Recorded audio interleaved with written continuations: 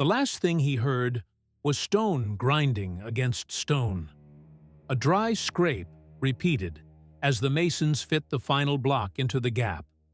Then the sound stopped, and the silence that followed pressed on him like a hand over the mouth. He stood inside the temple of Athena, of the Brazen House. Sacred ground. A sanctuary no blade was allowed to touch. His name was Pausanias, regent of Sparta, commander of the allied Greek armies, the man who broke the Persian host at Plataea. He was Spartan glory made flesh, and he had just been sealed inside a wall to die. The men laying that stone were not Persians, not Athenians, not any foreign army. They were his own people, Spartans. This was no execution born of rage or the fog of battle. It was cold, patient, and legal. A system removing a piece it could no longer control. He was that piece, the hero grown too large to trust. And the city he had saved became the room where he starved. For centuries, we've swallowed a story about this place. The myth of Sparta, the flawless war machine, the state that burned away art, comfort, and family to feed one god. Military supremacy. We picture the 300 at Thermopylae as the proof, a nation sharpened into a single spear. That story hides the truth. The Spartan system, the iron code of the Agoge, was never Sparta's finest weapon. It was the crack in the foundation, a slow poison working through the walls from the inside. It bred soldiers so perfectly programmed, so mentally rigid, that they could not bend, could not invent, could not lead. It was built to make identical parts for a phalanx. Any man who outgrew that role, it treated as a tumor. That fear, that institutional envy, meant Sparta would always turn on the men who saved it. And in doing so, it wrote its own ending. This is the story of that ending, told through 3 men, the greatest Sparta ever produced. Each climbed to the very top of power. Each was eaten by the machine he had served. We will meet a king of towering ambition, a man who bent all of Greece to his will, then died by his own hand in a way almost too grotesque to believe. He took a blade in a public square and cut himself apart, piece by piece, while men watched. We will stand outside that temple wall again and watch a hero, the savior of his nation, wasting away as the state waits for hunger to finish him. His own mother comes to the door. She sets the first stone herself, and we will follow the general who won Sparta's longest war, who handed his city an empire, only to be stripped of everything, mocked and scrubbed from memory. His crime was simple. He succeeded too well. 3 lives, 1 pattern. Together they expose the truth buried under the legend.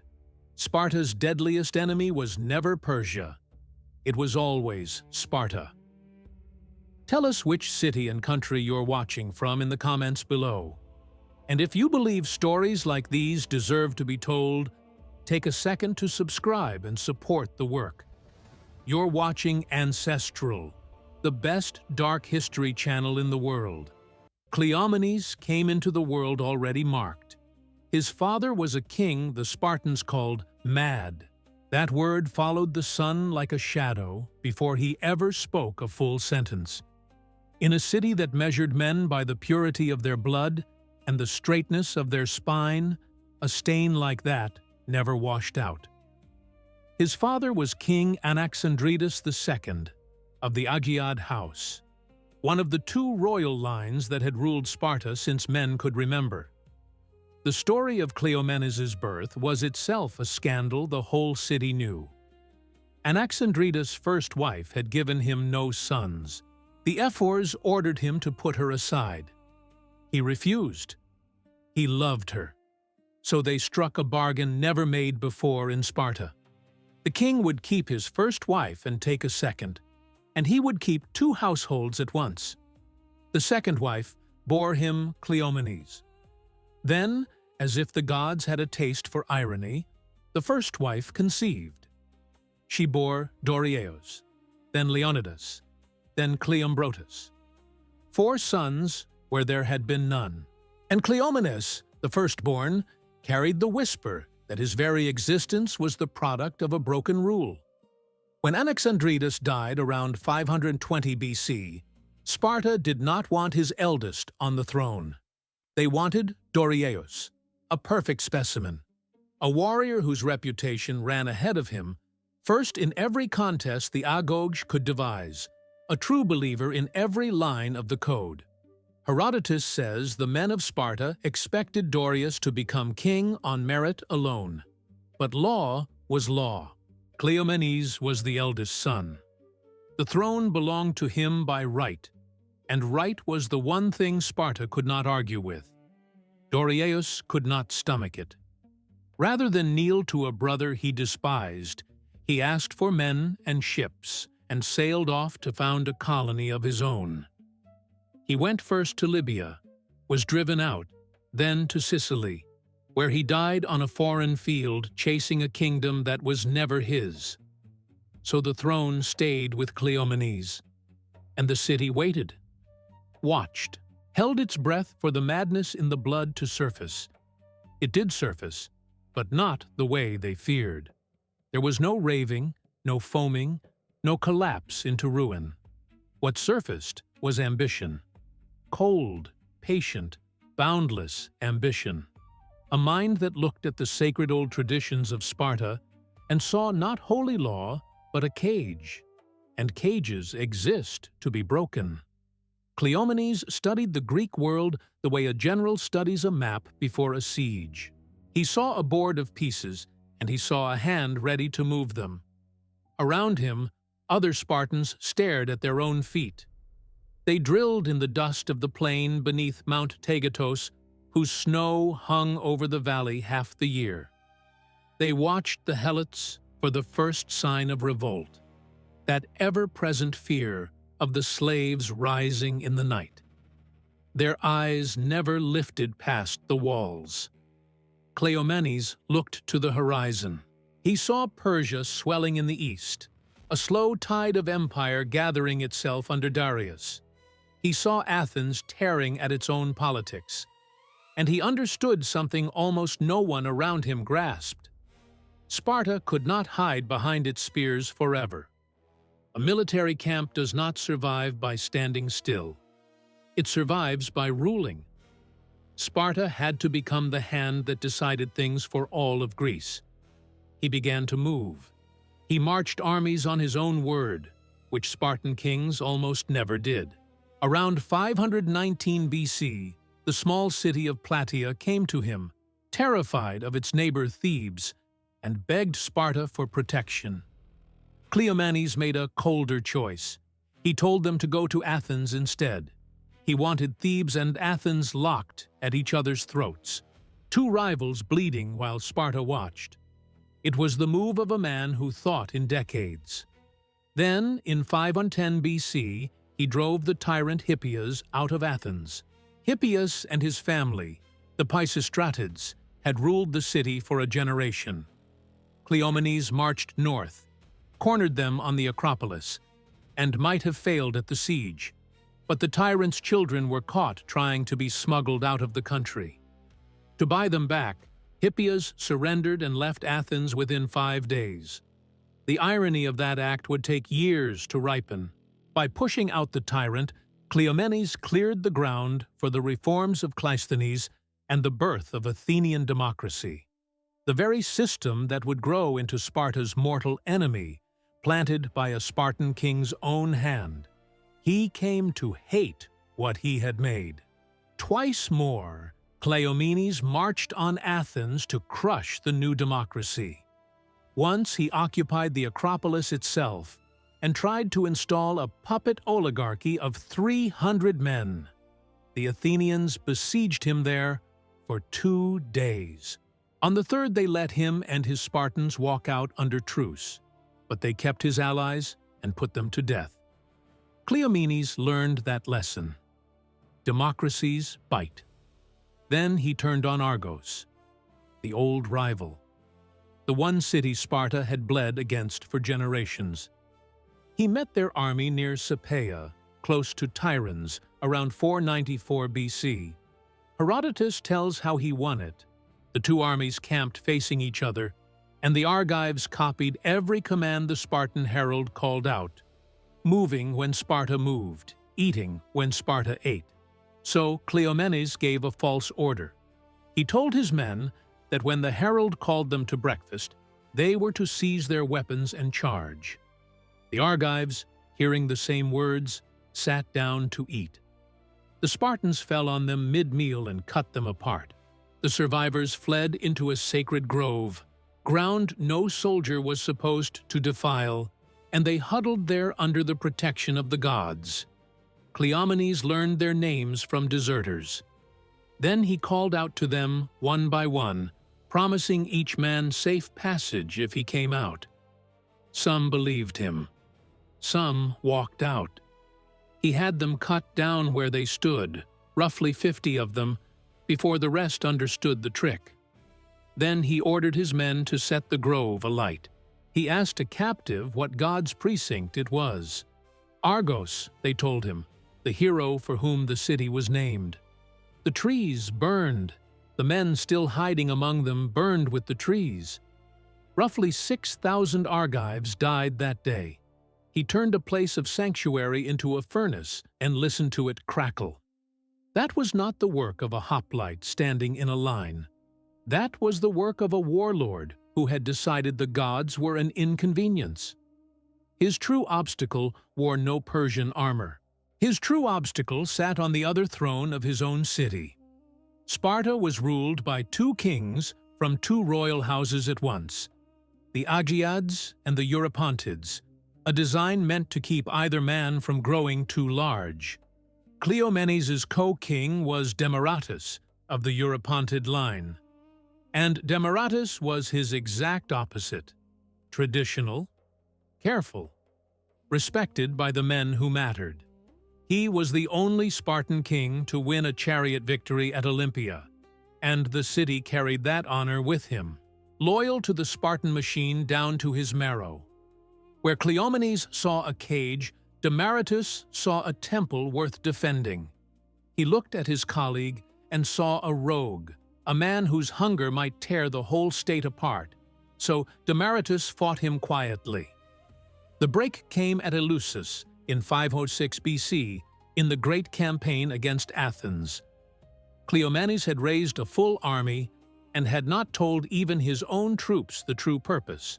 When the men learned they were there to hand Athens over to a tyrant, the whole enterprise fractured. The Corinthian allies turned and marched home first. Then Demaratus, standing beside Cleomenes at the head of the army, publicly withdrew his support and left. The invasion collapsed on the spot. After that day, the Spartans passed a law that both kings could never again march out with the same army. One would always stay home. The humiliation was Cleomenes's. He never forgot who had handed it to him. To Cleomenes, this was unbearable. He believed he was playing for the future of every Greek city, and this cautious traditionalist kept knocking the pieces off his board. The system was working exactly as designed, and it was strangling him, so he decided the system had to break. The final clash came at Aegina, around 491 BC. Persia had sent heralds across Greece demanding earth and water, the tokens of submission. Aegina gave them. Cleomenes crossed to the island to arrest the men who had sold Greece to the enemy. The Aeginetans refused him, and behind their refusal stood Demaratus, sending word home that Cleomenes had no authority to act alone. Cleomenes came back to Sparta with a single fixed purpose. Demaratus had to fall. Killing him was out of the question. To murder a Spartan king was unthinkable. The kind of act that would drop the state into a civil war it could not survive. Cleomenes needed something quieter, something that would leave no blood on his own hands. He decided to strike at the one thing that held Demaratus up: his legitimacy, his right to the crown. A rumor began to move through Sparta. It slid through the barracks, into the mess halls, along the public colonnades. It was an old story, one that had gone quiet for years. It said that when Demaratus's mother married the previous king, Ariston, she had recently belonged to another man named Agetus, Ariston's own friend. Herodotus tells how Ariston had schemed to take her. He had tricked Agetus into swearing an oath to give him anything he asked from his house, then asked for the man's wife. That was how she came to the king. And it said the timing of Demaratus's birth did not add up. "Count the months," the whispers urged. "Count them again." Ariston himself, when the child was born too soon, had reportedly muttered in front of witnesses that the boy could not be his. Perhaps this king on the throne was no king's son at all. Perhaps he was a bastard, wearing a crown he had no blood to wear. In a society that worshipped bloodlines, this was a blade slipped between the ribs. Say it enough times, and Demaratus stops being a king and becomes an impostor. The accusation broke every rule of Spartan manners. It was also brilliant. And Cleomenes knew it. He found an ally in it too. Leotychides, a man of the same Eurypontid house, hated Demaratus over a stolen betrothal, and stood ready to take the throne the moment it came open. Cleomenes gave him a path to it, and Leotychides swore that Demaratus was no true king. But a rumor and a rival's oath would never topple a king. Cleomenes needed the gods to say the words. He needed a verdict from the one voice in Greece no one dared question. So he turned to Delphi. Delphi sat high on the shoulder of Mount Parnassus, a road of stone winding up past treasuries built by cities that had come to buy the gods' favor. The air there smelled of laurel smoke and burnt offering. The Pythia, priestess of Apollo, sat over a cleft in the rock, breathing the vapors that rose from below, her words tumbling out broken and strange for the temple priests to shape into verse. Her riddles started wars and founded cities and ended reigns. When she spoke, kings obeyed. Cleomenes understood all of that. He also understood one more thing. The priestess was a woman, and women, like men, can be bought. He reached out to a powerful man in Delphi named Cobon, son of Aristophanes, who held sway over the priestess. Through Cobon, he reached the Pythia herself, a woman named Periala. A bribe changed hands, a large one. An arrangement was struck in the shadows of the temple. So when the official Spartan delegation climbed the mountain road and stood before the god to ask a simple question, was Demaratus the true son of Ariston? The answer was waiting for them before they finished speaking. The Pythia's mouth opened. The voice that came out was supposed to belong to a god. It belonged to a corrupted woman, reciting a paid line. Demaratus, she said, was not the son of King Ariston. He was illegitimate. There was no appeal. You cannot argue with a god. The verdict fell like a slab of marble.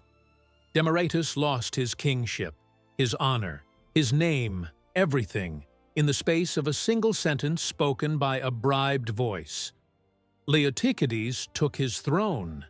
Demaratus was a private citizen now, a shamed man walking through the streets he had once ruled. Herodotus preserves the moment that broke him. Demaratus, though stripped of the throne, still held a public office. There was a festival underway, the Gymnopaedia, the naked youths dancing in the summer heat of the Agora while the city watched. Cleomenes chose that stage. He sent a servant to the fallen king in front of the dancing boys and the whole assembled city to ask him a simple, cruel question. How did it feel to hold a common office after having been a king? The insult landed. Demaratus, Herodotus says, wept, then answered that he had known both, the office and the crown, while the new king had known only one. But this question, he said, would be the seed of endless trouble or endless good fortune for Sparta. Then he pulled his cloak over his head, turned, and walked out of the festival without another word. He went home. He killed an ox and burned an offering to Zeus. And then he sent for his mother.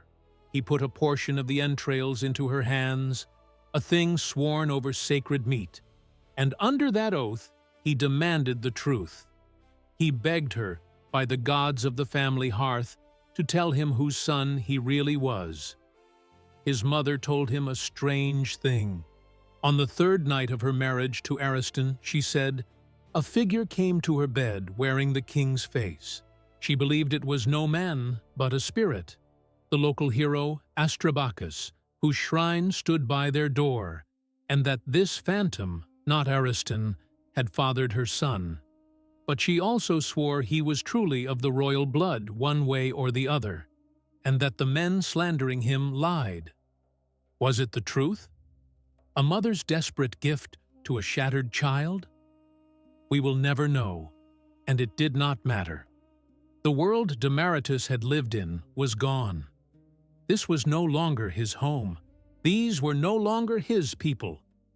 Not long after, Demaratus slipped out of Sparta. He went first to Elis, and when the Spartans sent men to seize him, he crossed to Zacynthos, and from there to Asia. A king turned fugitive with one thought burning behind his eyes: revenge. He went east, across the Aegean, past the coast of Ionia, into the vast painted halls of the one court on earth that could give him what he wanted. He reached the King of Kings, Darius the Great, who granted him land and cities. The same Darius who was drawing up plans to swallow Greece whole. Cleomenes had won his private war, and in winning it, he had handed Persia a gift beyond price. A disgraced Spartan king, hollowed out by hatred, who knew every road, every weakness, every secret of the land the Persians meant to conquer. Years later, at Thermopylae, it would be Demaratus standing at Xerxes' side, explaining to the King of Kings why 300 Spartans combing their long hair before battle meant they had come to die where they stood. But the system always circles back. Cleomenes had bent the constitution to his will, corrupted the holiest voice in Greece, and driven a king into exile. He stood alone at the summit of Spartan power, unrivaled, untouchable, and the machine he had tricked began, slowly, to turn its face toward him. The men who helped him buy the oracle grew careless. Men always do. They talked. The story of the bribe leaked out of Delphi and crawled back across the mountains to Sparta. The whole conspiracy unraveled in the open. Cobon was exposed and fled Delphi. Periala, the priestess, was stripped of her sacred office. And in Sparta, people finally understood the size of what Cleomenes had done. He had not simply broken a law, he had poisoned the well that every Greek city drank from, the trust in the god's own voice. The ephors saw their chance. 5 magistrates, elected each year, the true keepers of Spartan law, men who could fine a king or summon him to answer.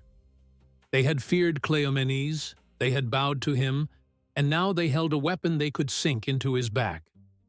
Cleomenes read the wind. He did not wait for the hand on his shoulder. He fled the city he had tried to command, a fugitive on the run through his own homeland. He went north into Arcadia, and there he did the one thing that confirmed every fear the ephors ever had of him. He began to build. He gathered the Arcadian cities, stitched together a coalition, and pointed it at Sparta's throat. Herodotus says he tried to bind their leaders by oath to follow him wherever he led, and that he meant to march them to the spring at Nonacris and swear them on the waters of the Styx, the river of the underworld itself. He used everything he knew about the region to turn Sparta's own neighbors against her. To the ephors, this was no longer ambition. This was revolution. The rogue had become a threat to the survival of the state itself. They panicked, and so they lied. They sent him an offer. "Come home," they said, "and we will restore you to the throne with every right and honor you once held." It was bait. Cleomenes, perhaps too proud to imagine his own city outmaneuvering him, swallowed it. He came back. The instant he crossed inside the walls of Sparta, hands closed around him. Then the ephors made their move, and it was clever beyond killing. They declared, officially and by law, that King Cleomenes had gone mad. His restless ambition, his contempt for tradition, his sacrilege, all of it, they said, was not the scheming of a sound mind, but the raving of a sick one. It was a masterstroke.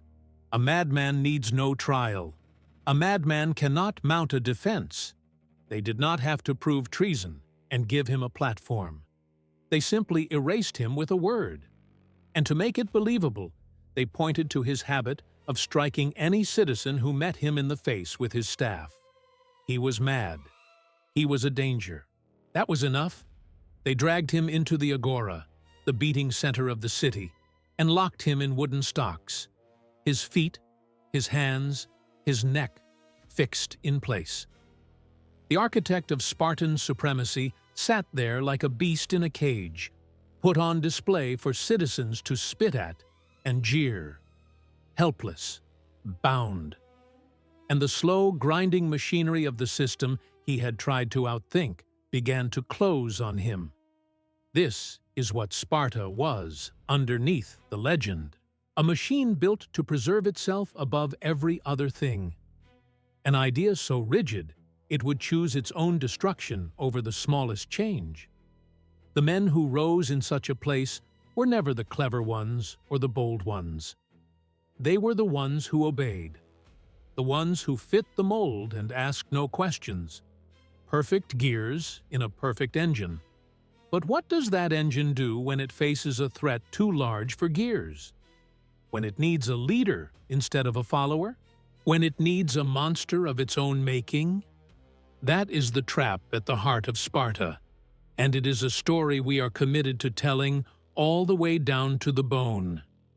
Work like this is only possible because of a small circle of people who stand behind it. The most dedicated members of this channel. We call them the lineage. They know that history is not a shelf of comforting fables. It is a warning passed hand to hand across the centuries. When you join the lineage, you stop being only a viewer.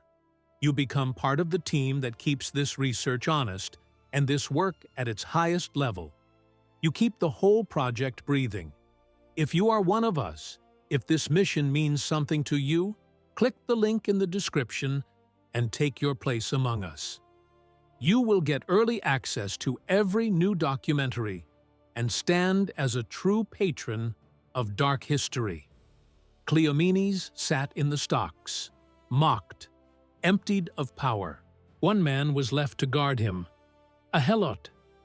The helots were the state's slaves, the conquered people of Messenia and Laconia, held down in fear by masters who once a year declared formal war on them, so any Spartan could kill one without stain.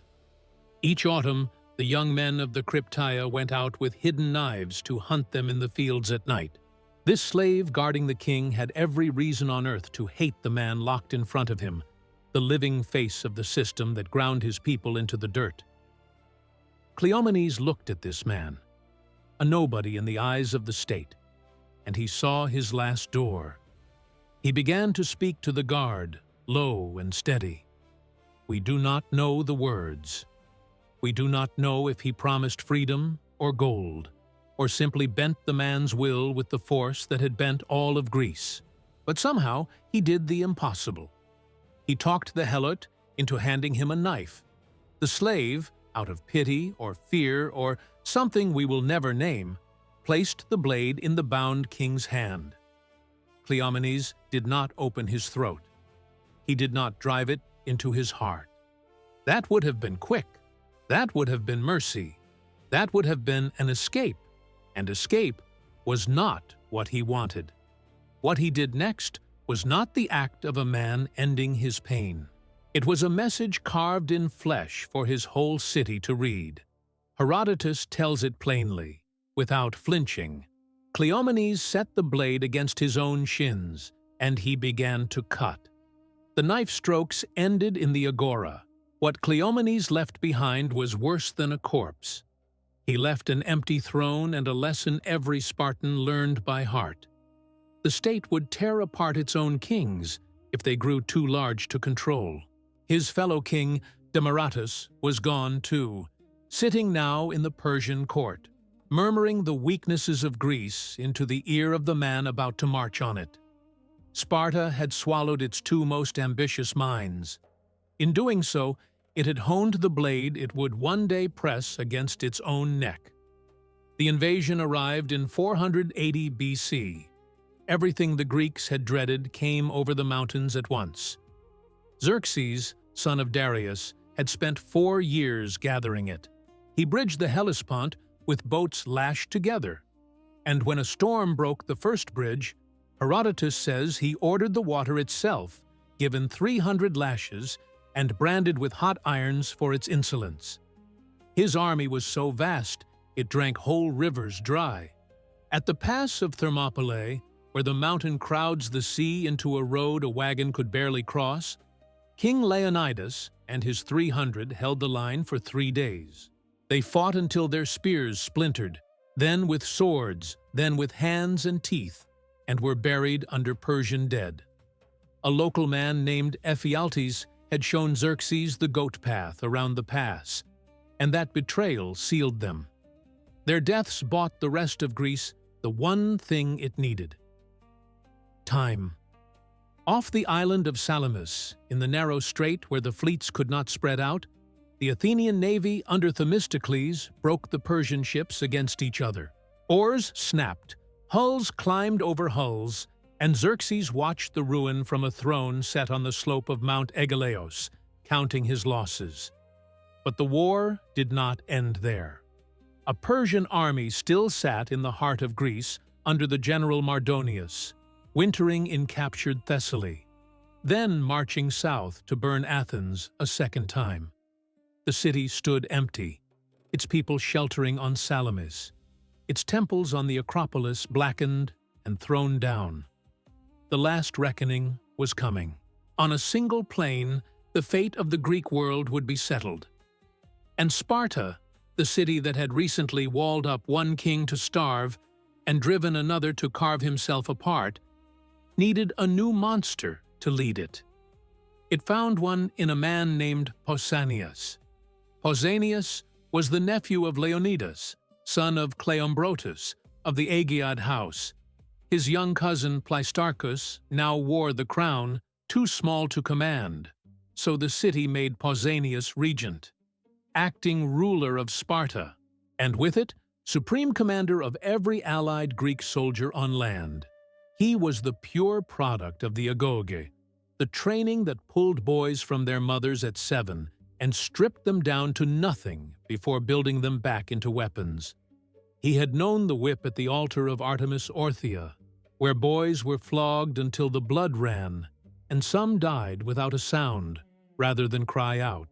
He had known hunger imposed on purpose, to teach him to steal food and take the beating if he was caught. He had slept on beds of reeds cut with his own hands from the banks of the Eurotas. He was disciplined past the point of feeling, and he belonged to the state body and mind. In 479 BC, he stood at the head of the largest hoplite army Greece had ever fielded on the plain of Plataea, in the shadow of Mount Cithaeron. Herodotus counts it at nearly 40,000 heavy infantry, 5,000 of them Spartans, each Spartan shadowed by 7 armed helots. The armies faced off for 11 days across the Asopus River, neither willing to give up its ground. The Persian cavalry, led by Mecistius in scale armor of gold, harassed the Greek line until an Athenian arrow found his horse, and the Greeks dragged him down and killed him. When the Greeks at last shifted position and the Persians read it as retreat, Mardonius threw his whole force across the river. The fighting turned into a grinding push of shield against wicker. The Spartans held under a storm of arrows, the ground bristling with shafts, until the omens from the sacrifices turned favorable, and Pausanias gave the word. Herodotus says Mardonius rode a white horse into the thick of it, ringed by 1,000 of his best men, and that when a Spartan named Iamnestus crushed his skull with a stone, the whole Persian center broke. Pausanias did not merely win, he destroyed them. The Persian camp behind its wooden palisade was stormed. The men inside cut down among their own tents until, Herodotus claims, of 300,000, barely 3,000 lived. The threat to Greece was finished on that field. On the same days, so the Greeks believed, their fleet burned the rest of Xerxes' navy at Mycale across the Aegean. Pausanias was no longer a regent. He was the man who had saved every Greek there was. And that was the flaw the machine could not tolerate. The Spartan system knew how to make soldiers. It did not know what to do with a victor. It taught a man to endure pain, obey a command, and die in his rank. It had no rule, no ritual, no place for the man who had already conquered and now stood taller than the state that raised him. After Plataea, the allied Greeks handed Pausanias the combined fleet and sent him east. He took Cyprus, then sailed north to Byzantium, the city straddling the Bosphorus where the grain ships from the Black Sea had to pass, and pried it loose from Persia. For the first time in his life, he sailed beyond the reach of the Ephors, out into a world Sparta had spent centuries teaching him to despise. He saw how the wealthy of the East lived. In Byzantium, he held Persian nobles captured in the siege, kinsmen of the king himself, and instead of ransoming them, he let them slip away and told Xerxes he had done it as a favor. He saw silk and gold, and men bowing so low their heads touched the floor. He tasted food that Sparta would have called weakness. He watched satraps command whole provinces with the lift of a finger.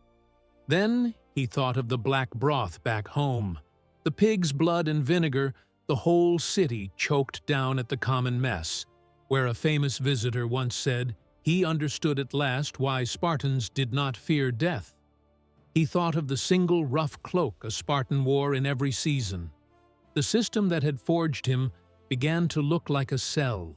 Thucydides, writing within living memory of these events, says the change came over him fast, and it frightened the men who watched. He put off the plain cloak of a Spartan commander and wrapped himself in Median robes. He gathered a personal guard of Median and Egyptian soldiers, the retinue of an Eastern prince. He crossed through Thrace with them at his back. He traveled with his own cooks, sitting down each night to Eastern banquets, while the other Greek commanders ate what the camp gave them. His pride hardened into contempt. He treated the captains of allied cities not as brothers in arms, but as servants. Men were flogged for small offenses. Some he punished by forcing them to stand a full day in the sun, holding a heavy iron anchor across their shoulders, arms shaking, forbidden to set it down. He behaved like the very tyrants they had bled to destroy. The Ionians and the men of the islands, who had come to him as their liberator, began drifting toward the Athenian commanders instead, to Aristides and to Cimon, who spoke to them as equals and shared their food. Then came the tripod.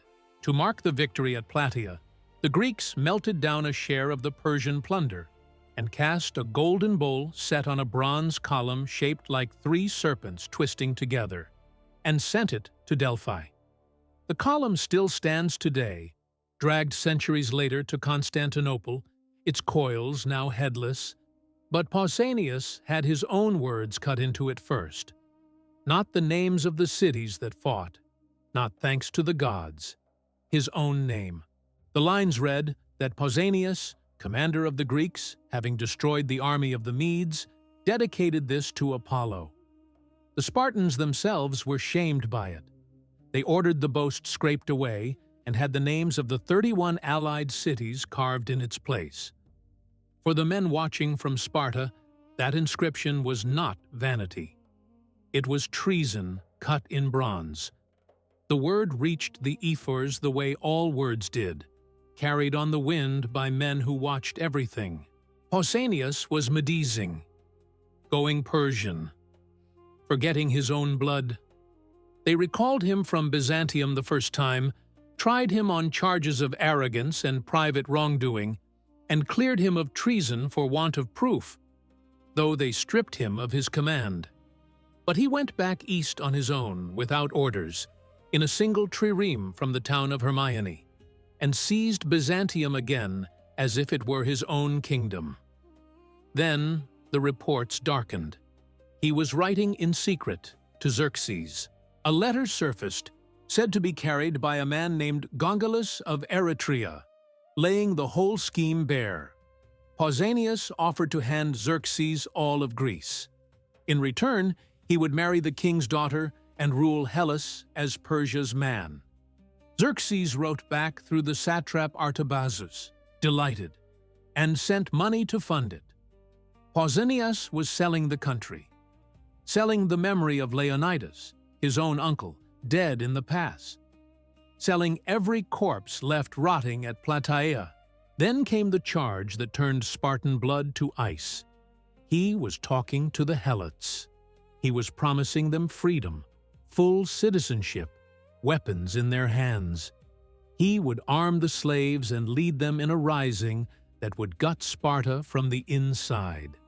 This was the fear every Spartan boy was raised to carry. The Helots outnumbered their masters by 10 to 1, maybe more. The only things holding them down were terror, the yearly hunts of the Cryptea, when young Spartans went out with hidden daggers to kill the strongest of them, and the unbroken unity of the ruling class. Each year, the ephors formally declared war on the Helots, so that killing one carried no blood guilt. Pausanias, the hero of Plataea, was offering to strike the match under all of it. He was driven out of Byzantium by the Athenians and settled for a time at Colonae in the Troad, still writing to Persia, until a fresh summons from the ephors reached him. He could have ignored it. Instead, he came home, confident he could buy his way out of any charge with bribes and his own fame. The ephors found themselves cornered.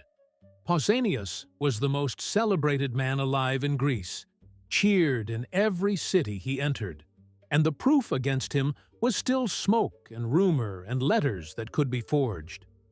Convict the wrong way fail before a crowd that loved him, and their own grip on power might slip. So on arrival, they jailed him, then released him again for lack of hard evidence, and set watchers on him at every hour. The net was drawing tight, and he could feel the cords. He grew reckless. He knew a case was being stitched together, stitch by stitch. So he made the mistake that finished him. He sent one more secret letter toward the satrap Artabazus, trusting it to a courier named Argilius, a man from the town of Argilos, who had once been close to him. But Argilius had noticed something. Every man who had carried these letters before had never come back. He broke the seal. Inside he found the satrap's reply, and at the bottom a single line ordering that the bearer of the letter be put to death. He was carrying his own execution, so he turned and walked it not to Persia, but straight into the hands of the ephors. Now they had it, a letter, real, sealed with Pausanias' own ring. But a document was not enough for them. They wanted the words out of his own mouth. So they built a trap. Argilius was told to flee as a suppliant to Cape Taenarum, the southernmost tip of the Peloponnese, where the rock falls sheer into the sea, and a shrine to Poseidon offered protection to any man who reached its altar. A cave there was said to be a mouth of the underworld. The ephors hid themselves in a chamber built into the wall of the sanctuary, close enough to hear a whisper. Pausanias, hearing his messenger had run to sanctuary, came after him half-mad to learn what had gone wrong. He found the man clinging to the altar. And Argilius turned on him and asked it plainly, "Why did you write that I should be killed?" Pausanias came apart. He confessed the whole thing. He admitted why the letters had been sent, admitted his dealings with the Persian, begged the man's forgiveness. He pleaded with him to keep the plot buried and swore him wealth and safe passage if only he stayed silent, urging him to leave the altar at once and lose no time. And the ephors, crouched a few feet away behind the stone, heard every syllable. They had their confession. As Pausanias made his way back toward Sparta, they moved to take him in the road. But one of the 5 ephors still carried a scrap of pity for the man who had saved them all. As they closed in, he caught Pausanias' eye and gave the smallest tilt of his head, a warning meant for no one else to see. Pausanias read it in an instant. He turned and ran. There was one place in all of Sparta that could still hold him. He tore up toward the Acropolis, the low rise at the center of the city that Sparta had never bothered to wall, trusting its men instead of its stone. There stood the temple of Athena of the Brazen House, sheathed in beaten bronze plates worked with scenes of the labors of Heracles, the metal catching the sun so the whole shrine seemed to burn on its hill. It was one of the holiest places in all of Laconia, and by law inviolable. No blood could be spilled within it. No man, not even a traitor with a death sentence on his head, could be torn from its altar by force. He reached the precinct ahead of them and ducked into a small building near the temple, one of the chambers within the sacred ground. And there he stopped. He had beaten the state at its own game. The law he stood accused of betraying was now the only wall between him and death. The ephors and their men ringed the building. They could not step through the door. To spill blood on that ground would call the anger of the goddess down on the whole city. And every Spartan remembered that curses on sacred ground did not fade. But they could not let him walk free either. He knew every secret they had. He had tried to loose their worst nightmare on them. So the guardians of the Spartan order stood outside, faces closed like fists, and turned the problem over. And they landed on an answer so cold, so wrapped in the letter of the law, that it has never been forgotten. They could not drag him out, so they would seal him in. They would not touch him. They would not stain the sacred ground with a single drop. They would simply rebuild the walls around him, turn his refuge into his grave. First they stripped off the roof of the little chamber, so the sky looked down on him and the cold night air poured in. Then masons were called. Stone and mortar were hauled up the slope of the Acropolis. The ephors gave the word, and they began to block the doorway, course by course, closing the light out. Then a figure moved through the crowd, an old woman, her head veiled, her steps slow and certain. She carried a single brick in her hands. It was Alcmene, the mother of Pausanias, herself of royal blood, grandmother to the boy king he ruled for. She walked through the hushed onlookers to the doorway where her son crouched inside. She said nothing. She shed no tears. She did not so much as call his name. She bent, steady-handed, and set her brick down across the threshold. The first stone. A mother of a king's house condemning her own child so the state might stand. Her act broke whatever hesitation lingered in the crowd. If she could lay the first stone, who among them would be the one to hold back? The citizens pressed forward, and the wall climbed. Inside, Pausanias heard all of it. the scrape of the trowel, the wet slap of mortar, the dull knock of stone settling on stone, each one stealing another inch of daylight. He must have beaten his fists against the rising wall, his voice carrying up through the open roof, but no one below was listening. The gap narrowed to a band, then a thread, then nothing. Darkness closed over him whole, sealed in the house of a goddess. No food, no water, no way out. Left to starve and thirst under the open square of sky over days that stretched into something with no shape.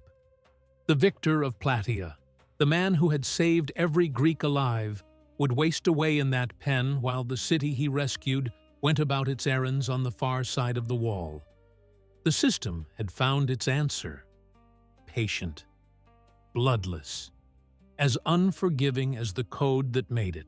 Everything you are hearing survives because of men like Thucydides and Xenophon, who set themselves to understand this strange, hard culture and wrote it down while its scars were still fresh. The spine of this whole story rests on their accounts, drawn together and interpreted through one of the finest modern books ever written on Sparta. It is a masterwork of historical investigation, and for the first time, we have made it available to you directly. Look at your screen. You will see the View Products button.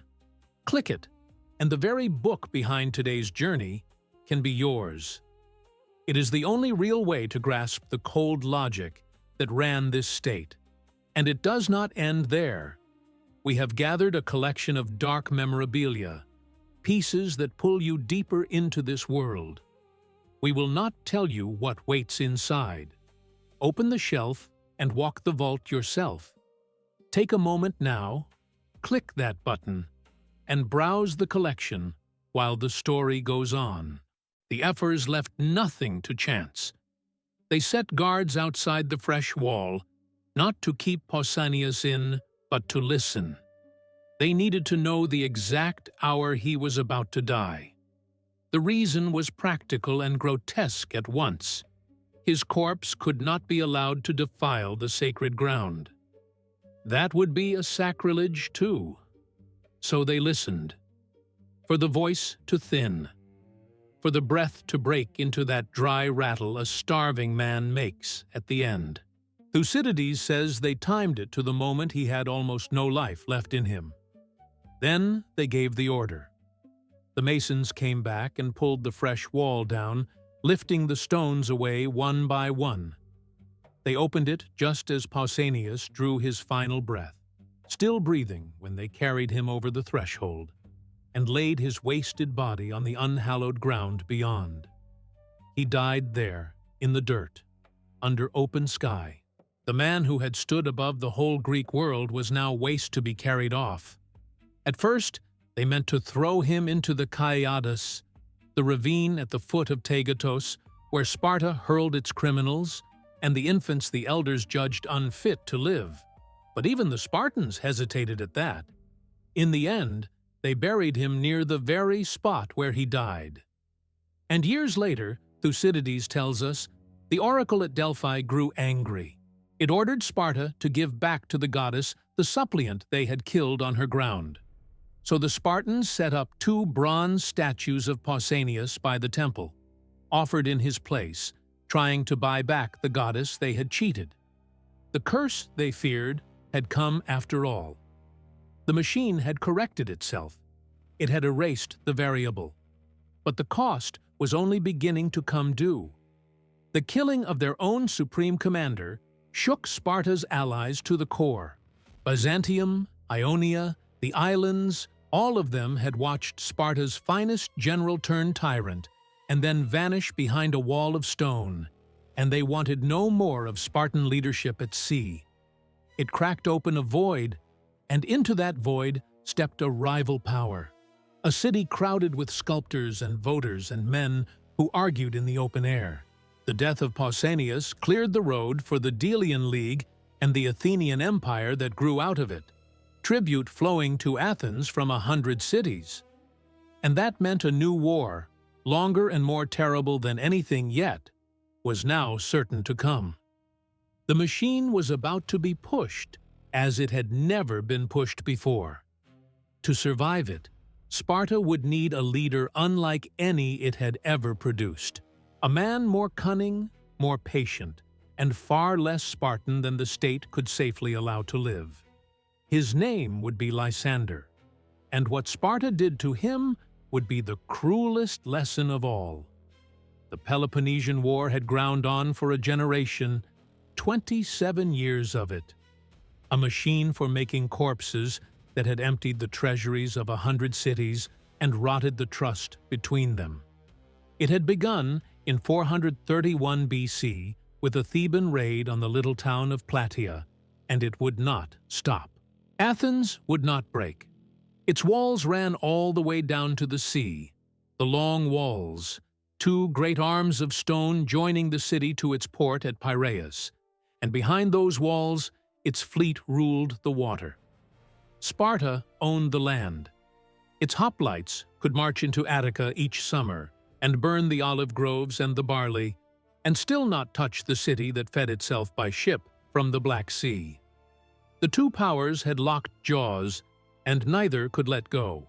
Plague had come and gone inside those walls, killing a third of the Athenians packed behind them, taking even Pericles, the man who built the strategy. Athens had gambled everything on a mad expedition to Sicily in 415 BC and lost 2 whole fleets and 40,000 men, many of them left to die in the stone quarries of Syracuse under the sun. And still, the war would not end. It was a slow bleed of ships and money and patience, and that was exactly the war the Spartan system had never been built to fight. Sparta knew one kind of victory: 2 armies on a flat field, shields locked, and the harder line pushing the softer one off the ground before sundown. That victory meant nothing against wooden hulls and rowers' oars. The state was a tool ground to a single edge, and it had met a problem no edge could cut. So in the last gray light of the war, out of something close to panic, the system reached for a man who was everything a Spartan was forbidden to be. His name was Lysander. He belonged to no royal house. He was not even bred from the top rank of the aristocracy. His family traced its line back to Heracles, like the kings. But the money was long gone. The Spartans had a word for a boy like him: Mothax, a child raised in the household of a wealthier family, sent through the whole punishing Agoge beside the sons of the rich, sharing their beatings and their black broth and their nights on cut reeds, but coming out the other side without the full rights of a true Spartiate. An outsider who had lived his whole life on the inside. He knew every gear of the machine and owed it no love. That gap made him see clearly. Where other Spartans saw a sacred order, Lysander saw a game of leverage. Plutarch says he could bend himself to any man's temper when it served him and bear hardship without complaint, and that under the plain manner ran an ambition with no floor to it. His fellow commanders counted spears. Lysander counted silver and votes and the private loyalties of men. Sent to the Aegean as noarch, admiral of the Spartan fleet, in 407 BC, he did the thing his predecessors would have found unthinkable. He did not go looking for a battle. He went looking for a paymaster. He rode inland to Sardis, the old Lydian capital under Mount Tmolus, its citadel above the gold-bearing river Pactolus, and he made himself a friend of the young prince Cyrus, second son of the great king Darius II. The prince was 16 or so, newly given command of all Asia Minor, and hungry for the throne his older brother Artaxerxes would inherit. The poor Spartan and the fabulously rich Persian took one look at each other and saw the same appetite. Plutarch tells that at a feast Cyrus offered Lysander any gift he wished. And when Lysander asked only that each sailor's daily wage be raised by an obol, the prince was so struck by a man who thought of his crews before himself that he emptied his purse and told him to ask for more. Cyrus threw open the treasury. Suddenly, Lysander held something no Spartan had ever held: gold with no bottom to it. He put it to work at once. He raised the daily wage of every rower in his fleet, and the best oarsmen in the Aegean, the skilled crews Athens had trained over decades, began slipping across to him for the better pay. A trireme was only as fast as its 170 rowers, and Lysander was buying the fastest. He laid down new ships in the yards. He refitted old ones. He built harbors and supply lines, and a chain of loyal port cities up the coast of Ionia. He was assembling a modern war fleet, and he was paying for it with the enemy's own money. His way of leading was as foreign to Sparta as his funding.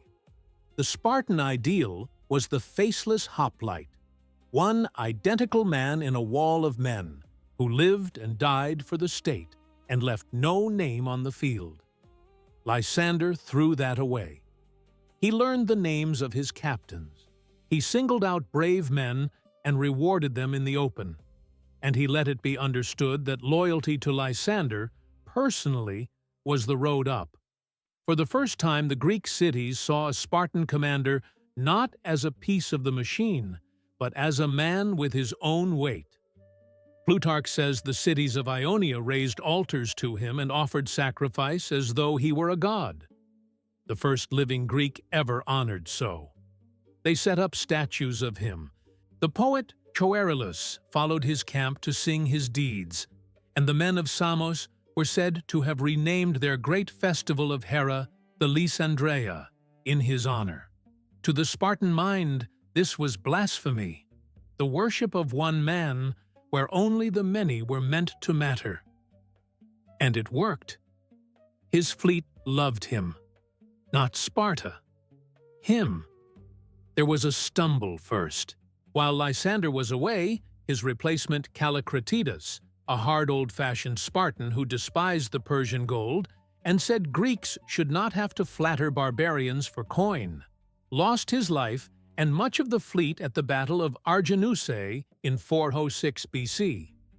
Athens won that fight, but then executed 6 of its own victorious generals for failing to pick up the ship wrecked in a storm, a fit of democratic madness that costed its best commanders. The cities of the coast begged for Lysander back. The law forbade a man to hold the admiralty twice, so Sparta sent another as noarch in name and Lysander as his second, holding the real power. He returned to a fleet that remembered him. In 405 BC, he brought the whole machine to its test. He sailed north into the Hellespont, that narrow throat of water through which every grain ship bound for Athens had to pass, and took the town of Lampsacus. The Athenian fleet chased him and beached across the strait at a stretch of open shore with no harbor and no town, a place called Agospotami, the goats' rivers. For 4 days the pattern held.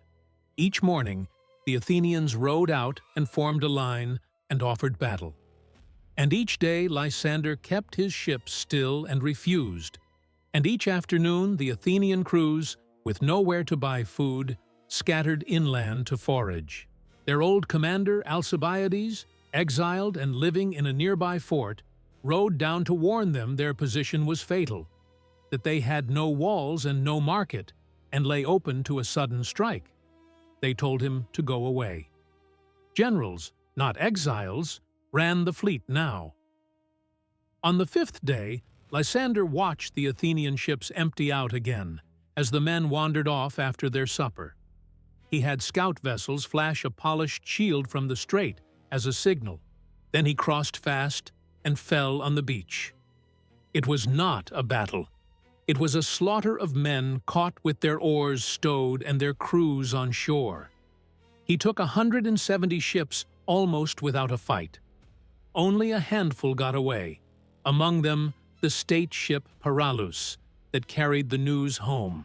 He gathered the prisoners, some 3,000 or 4,000 Athenian citizens, and put them to death on the shore, in answer, he said, for a decree Athens had passed to cut off the right hands of any prisoners it took. In one afternoon, Athenian sea power ceased to exist. When the Paralus reached Piraeus at night, and the news ran up the long walls into the city, Xenophon, who lived through it, wrote that a wail rose from the port and spread from man to man up the length of the walls, and no one in Athens slept, for they mourned the dead and mourned themselves, sure now of the same fate they had dealt to others. Lysander did not hurry. He took his time reducing the empire city by city, sending the Athenian settlers home to swell the mouths inside the walls, so hunger would come faster. Then he sailed for Athens itself and closed the mouth of the Piraeus with his fleet, while the Spartan kings sat with an army outside the walls on land. No grain could enter. The city that had fed itself by sea for 100 years began to starve behind its own defenses. When the terms came in 404 BC, the walls were to come down. Plutarch says the flute girls played while the Spartans and their allies tore the long walls apart stone by stone, and the men doing it believed that day was the first day of freedom for Greece. After 27 years, Lysander had ended the war. Sparta stood as master of the Greek world, and Lysander stood as master of Sparta. The system had forged its perfect weapon. It had also created the one thing that could destroy it. Lysander came home not as a servant of the state, but as a maker of kings, a man known in every city on the sea, who moved armies, held Persian money, and owned the personal loyalty of rulers from Byzantium to Athens. In the conquered cities, he set up councils of 10 men, Dicarches, hand-picked from his own partisans, who held their power only because he had granted it and knew it. They were his creatures. He backed them with Spartan garrisons under officers called harmosts, governors who answered to him. The worst of the councils ruled Athens. The 30 tyrants, with Critias at their head, a man who had once studied under Socrates, ruled from the Acropolis behind a Spartan garrison Lysander installed there. They put 1,500 citizens to death, seized their property, and drove thousands into exile in a single year of terror. Lysander was building a private empire, paid for by Persia, run by his clients, answering to no one but himself. In Sparta, the kings and the ephors watched it grow, and their blood ran cold. They had asked the state for a general. It had handed them a warlord. The tribute made it worse. Lysander sent home to Sparta the gold and silver he had gathered, hundreds of talents of it, and for the first time coined wealth poured into a city that by ancient law used only heavy iron bars for money so that no man could hoard. The ephors debated whether to even let it in. They kept it in the treasury of a temple and forbade private citizens to hold it, but the poison was already in the walls. A Spartan named Gylippus, the very man who had saved Syracuse and beaten the Athenians in Sicily, was caught skimming silver from the bags Lysander sent, slitting the seams at the bottom, and he fled into exile in disgrace.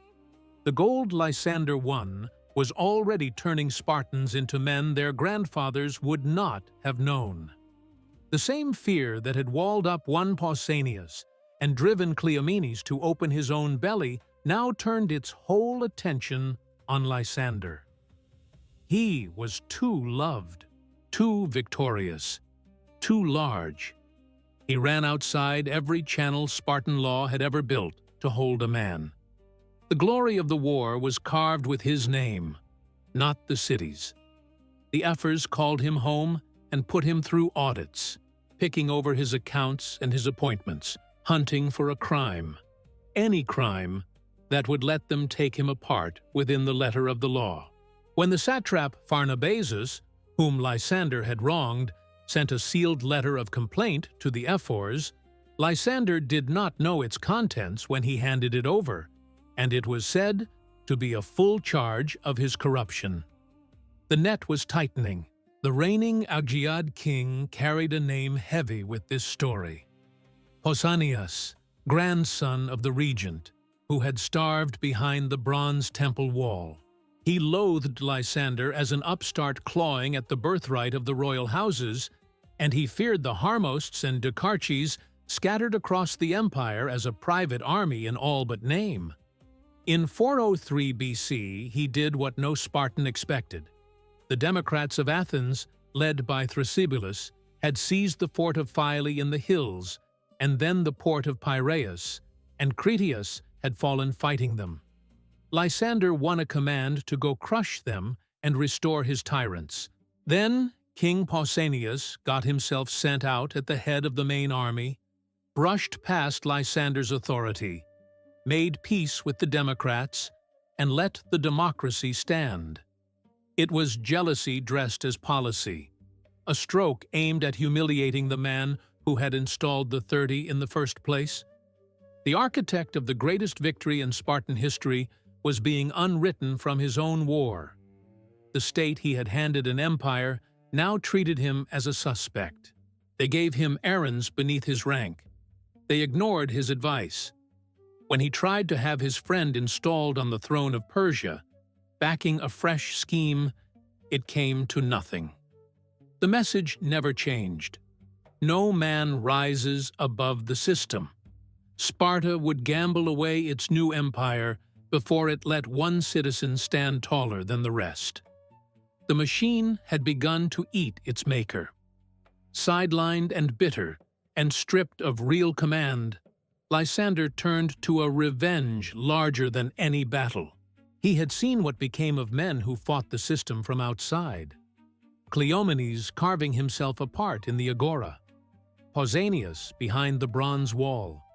So he would break it from within, at its root. He aimed at the oldest thing Sparta had. The two kingships, held for centuries only by the Agiad and Eurypontid houses, men who traced their blood to Heracles. Plutarch and Diodorus tell that Lysander meant to abolish that sacred rule and throw the kingship open to election from among the best men of Sparta, by merit, not by birth. And there was, of course, only one man certain to win such a vote. He was planning to make himself king. He prepared a speech to lay before the assembly, one so carefully argued that after his death, King Agesilaus found the written text among his papers and wanted to publish it to shame him, until an older ephor warned him to leave it buried. And he reached, as Cleomenes had reached before him, for the voice of the gods.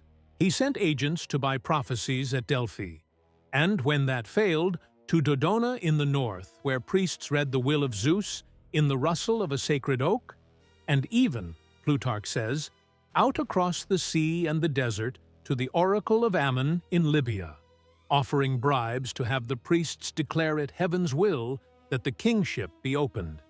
Every oracle turned him away. One story held he even tried to plant a fake foundling, raised to claim descent from Apollo, to carry the prophecy for him, and the plot collapsed in fear before it could be sprung. Before he could bring any of it into the open, a border quarrel flared with Thebes in 395 BC, and Sparta sent two armies north into Boeotia. Lysander was handed one to march down through Phocis while King Pausanias came up from the south with the other, the two to meet at the town of Haliartus on the shore of Lake Copais.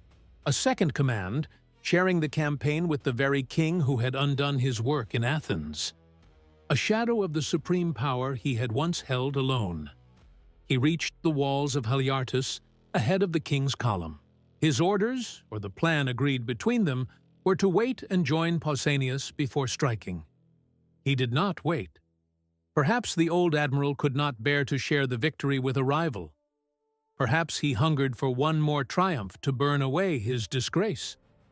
He drew up his men and sent a herald to demand the town come over to him. and when it refused, he threw his troops at the gate. The Thebans had slipped fresh men inside the walls in the night. They opened the gates and poured out, and more of them had circled behind through the low ground by the lake. It was no grand clash on an open plain. It was a knot of confused fighting pressed against the base of the ramparts, men crushed together where they could not see the blow coming. And in that pointless brawl, the conqueror of Athens went down. A Theban, whose name no chronicle kept, ran him through with a spear. His men broke and fled up into the hills, and the Thebans, chasing them onto rough ground, took 100 more of them before pulling back. When King Pausanias arrived with the main army the next day, he found Lysander's corpse in the mud beneath the wall, already stripped of its armor, looted like any nameless man's. The victor of the longest war Greece had known, the man who had brought Athens to its knees and made Sparta ruler of the world, lay in a ditch outside a town most Greeks could not have placed on a map. Pausanias, rather than fight to recover the bodies of the fallen by force, asked the Thebans for a truce to gather his dead, an admission of defeat that cost him his own crown. He was condemned in Sparta and fled into exile, and so the two commanders of Haliartus were both destroyed by that one small wall, one dead in the mud, and one driven from his throne. Lysander's death was the system's last triumph. The dangerous man was gone. The threat of a strong man with a crowd behind him had been snuffed out. The rigid, envious, obedient state was safe. But the true end of this story is not Lysander in the mud. It is what came after. With its one brilliant mind dead, Sparta was left holding an empire in the hands of men trained only for the phalanx, inflexible, unimaginative, harsh. Its Harmosts squeezed the cities they governed and turned old allies into enemies. It even sold the Greek cities of Asia back to Persia in the king's peace of 387 BC, handing the king the very Ionians it had gone to war to free, all to keep its grip on Greece a while longer. The reckoning came from Thebes. Its general was Epaminondas, and like Lysander, he had no fear of breaking the old rules of war.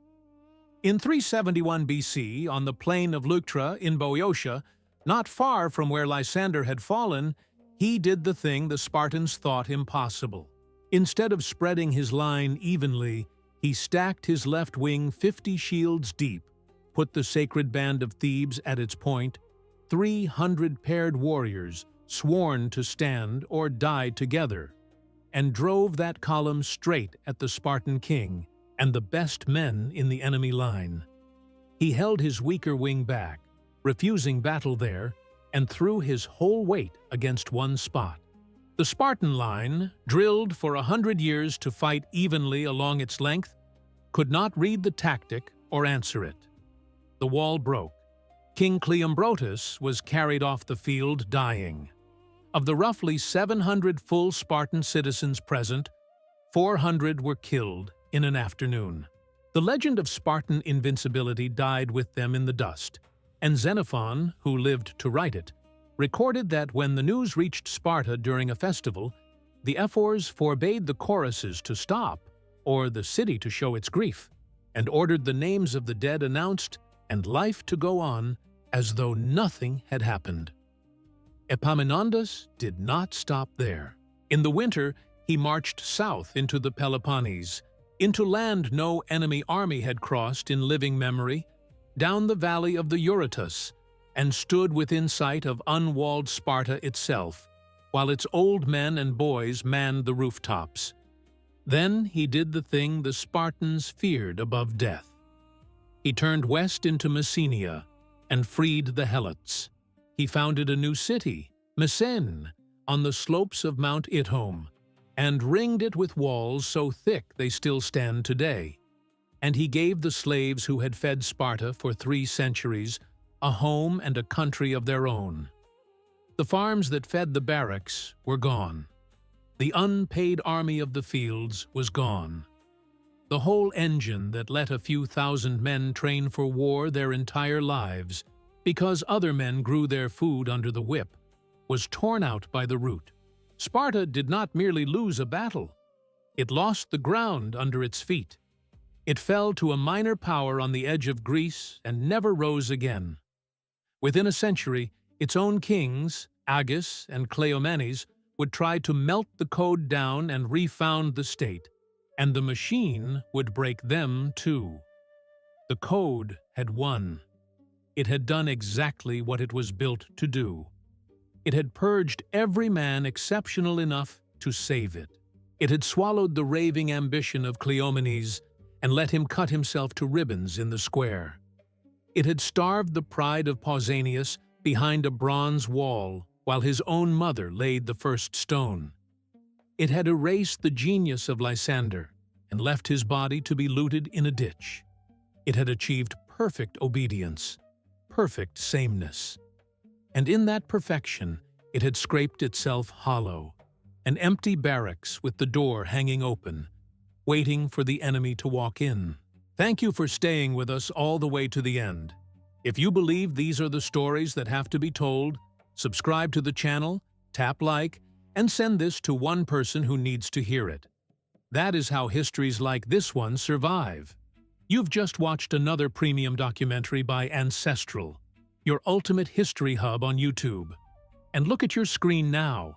The next documentary is already opening, the next descent into the darkest corners of the past. Don't wait. Click it and keep going.